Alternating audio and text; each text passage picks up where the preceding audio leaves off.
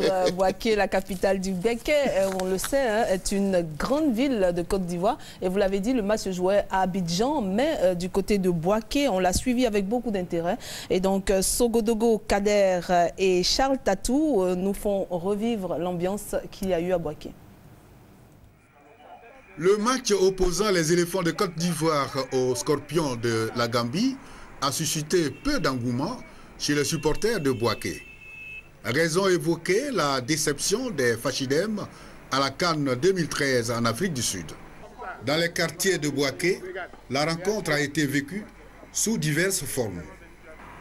À Nembo, un quartier réputé être un point chaud à l'occasion de chacune des sorties de notre 11 national, les supporters ont préféré être sur une aire de jeu plutôt que d'être devant leurs écrans.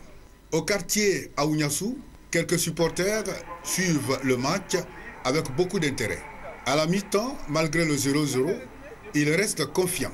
On espère qu'avec la deuxième mi-temps, on a un attaquant comme Boni Wilfried qui fait fou actuellement en Europe.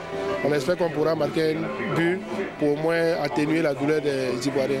Il faudrait qu'ils jouent avec deux attaquants de pointe et au moins Yaya soit un peu en avance parce qu'il joue un peu trop reculé.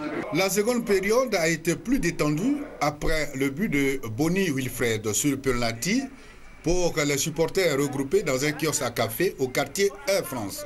Les buts de Yaya Touré et de Salmon Kalou ont été salués au quartier Commerce.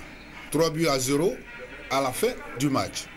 La Gambie est considérée comme le cendrillon du groupe, mais les éléphants ont bien joué, bravo les éléphants.